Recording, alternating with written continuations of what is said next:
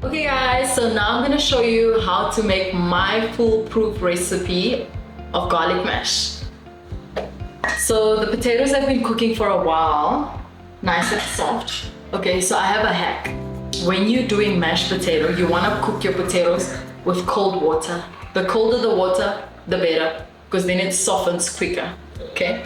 So to start off, we have to have our butter. Butter is always important. So that's about a tablespoon of butter, a tablespoon and a half of butter, right? Then you wanna, obviously, the star ingredient is the garlic. So you wanna go in with your heaped teaspoon of garlic, heaped in a little. Then you wanna go in with some herbs. Parsley in this case. Parsley and potatoes, winner. Always good combination. I love it. So 3 teaspoons of parsley, because it's that garlic herb mash. Then some black pepper.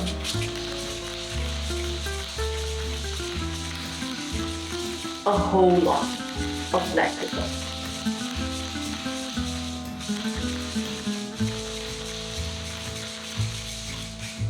Okay, and then you want to start mashing. So let's start mashing. Very therapeutic. I love doing this. One of the reasons why I love cooking. Mash it. It's gonna be nice and fluffy.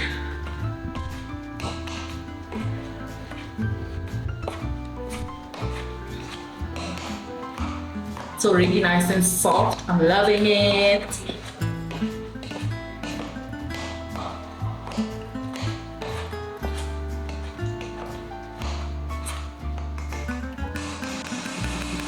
Nice and soft. So now I'm gonna go in with some salt for taste, obviously. A whole lot of salt. And now, my secret ingredient, guys. My mother-in-law taught me this. You wanna try this. Believe it or not, mayonnaise.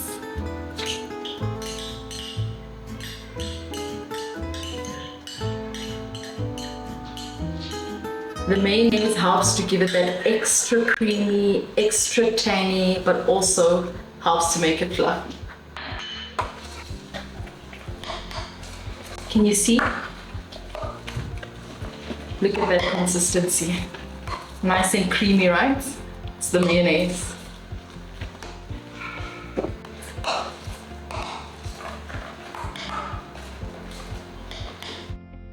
I'm definitely gonna add some more black pepper because I feel like it definitely needs some more color and also a bit of a kick. You can never have enough black pepper.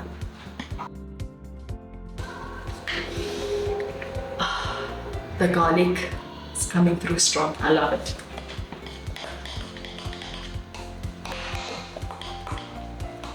And that's my mashed potato. Okay guys, so now we're down to our main. We have that homemade seasoning that we made earlier on. The paprika, black peppercorns, fennel and cumin seeds in your pestle and mortar. So we're just about to marinate our steaks. You wanna have it, you wanna do a dry rub on it, right?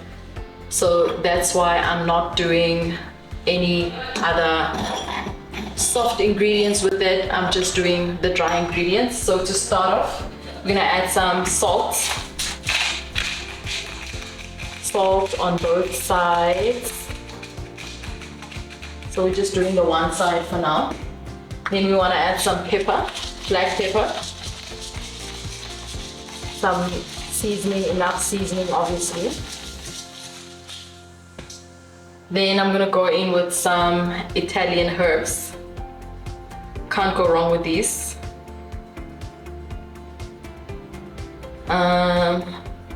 I can see that it's got some oregano, parsley,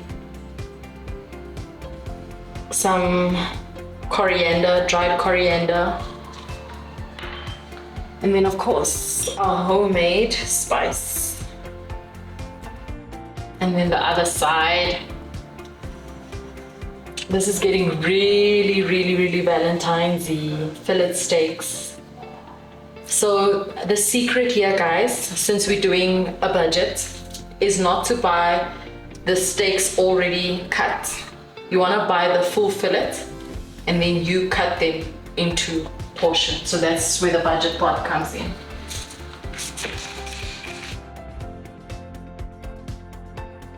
Just a nice good dry rub, because you don't want it to have too much moisture for when we are frying it. Now we can start the rubbing process and just get all the spices in there. Just get it in there. This is going to be really good with that mash, that garlic mash. Can't wait.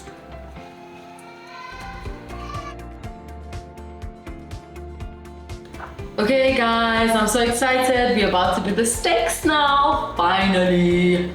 So I've preheated the pan. I've got it on high. The reason why I have it on high is because you want to have a nice sear on it before we put it into the oven. So I'm gonna start off with some butter. Some butter. That's about 2 tablespoons of butter. Sounding so good already. And then 3 tablespoons of normal cooking oil, vegetable, olive oil, whatever, anything's fine. I have a few cloves of garlic, 4 cloves of garlic to be specific. 4 cloves of garlic, getting some flavor. I think you guys have already figured out that I love me some garlic. That's where the flavor is. And then guys, I'm so proud of myself. This time is from my garden. My green fingers. Some thyme going in there.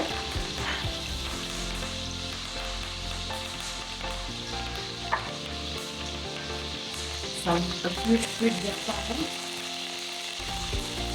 Then just turn down the heat. Getting hot in here. Few sprigs of thyme, so much flavor. And then our strong ingredient, the steaks. So now you don't want to overcrowd the pan. So I'm just going to do 3 at a time.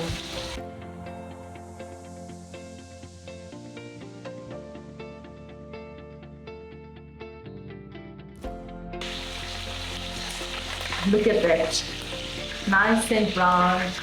Love the sizzle that I'm hearing. Yum. Now I'm putting it on a wooden board on the other side. It needs to rest now before we move on to the next section. Got a nice sear on all sides. And the meat has to rest. If you want it to be nice and soft and tender, it has to have some time to rest.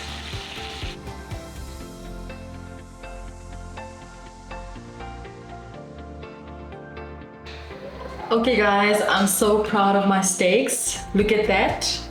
How gorgeous does that look? Nice and seared, nice and brown. So I've put it in a casserole dish and it's going to go into the oven at 200 degrees Celsius for 20 minutes. But before I do that, we want to add some more flavoring. So I'm going in with just a few garlic cloves, some more thyme for flavor,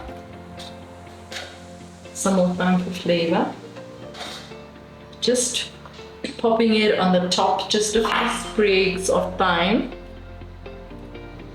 and then some butter on the top, just on the top of each one, just for some more moisture and flavor.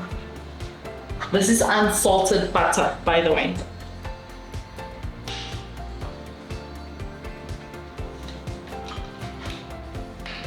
Just a tiny piece on each piece of meat.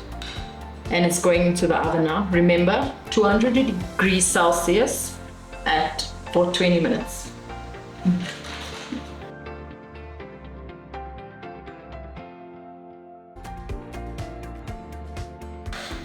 Okay guys, so now we're getting towards the end of our meal. We are about to do our asparagus, which is just a nice green, to add some green to the plate.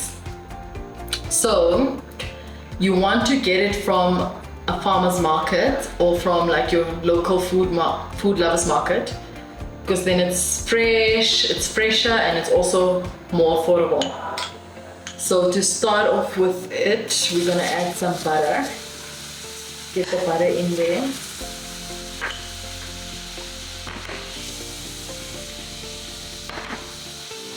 And just go right in with it.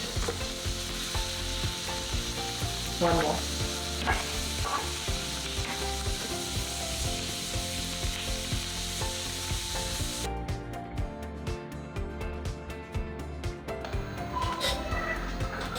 Okay, so we sizzled our asparagus over here.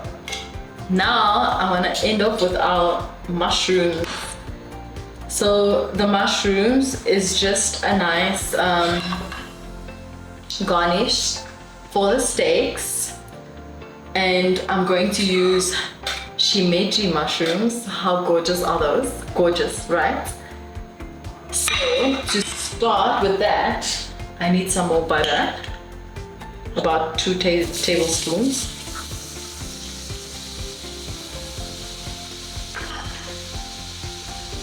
Let it roll, and just put in the mushrooms. Go in with it.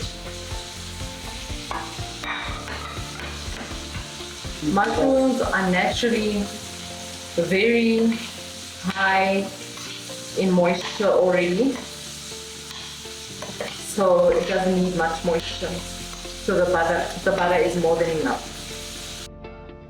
So to that, I'm gonna add some Italian seasoning, just Italian herbs, some pepper, black pepper,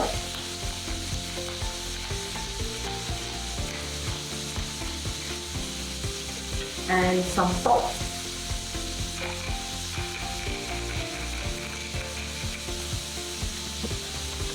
And just let it do its thing.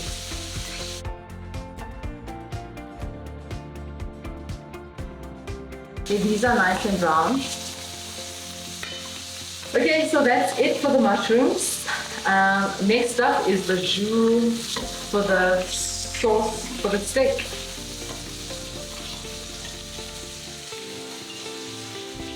Okay guys, so we've already done our starters, which had a little bit of white wine in it. So it's booze 3 ways. Starter, white wine. Main, we're gonna do a red wine jus. And then for dessert, we're gonna end off with a tiramisu, which has a little bit of liqueur in it.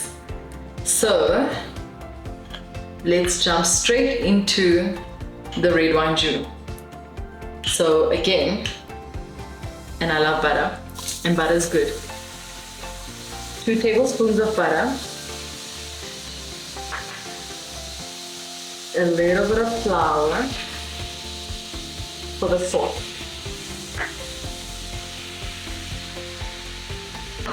some herbs, let that do its thing. Tell us what it is you're making.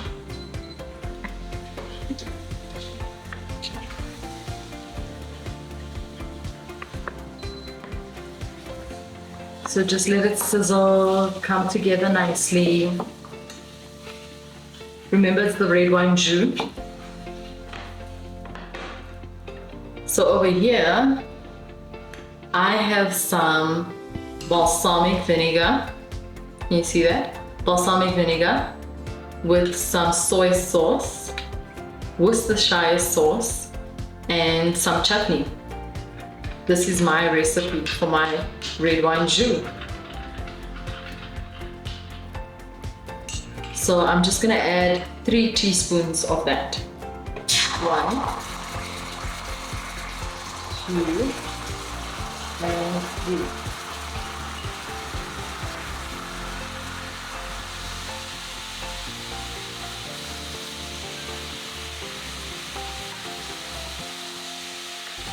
Look at that. Nice brown color is what I'm looking for. And then of course, to end it off with, a glass of red wine.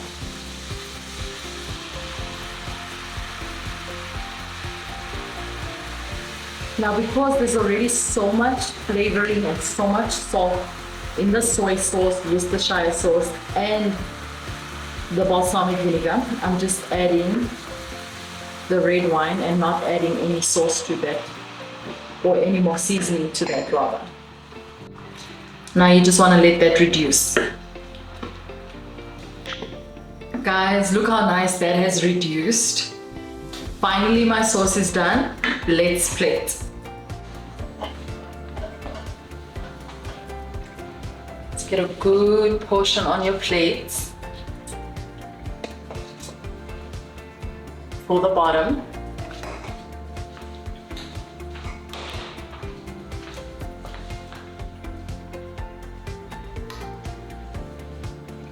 Get that nice steak in there. Put it right on top.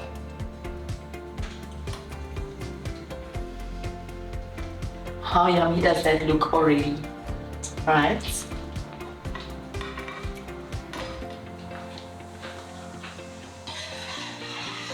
Now we want to add that red wine jus that we made.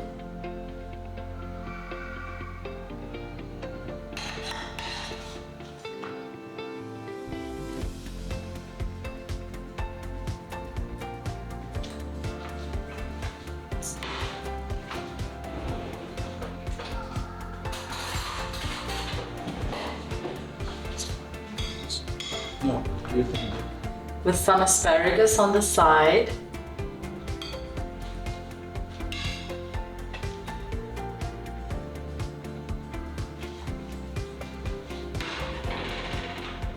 And some of those yummy shimeji mushrooms to finish it off with.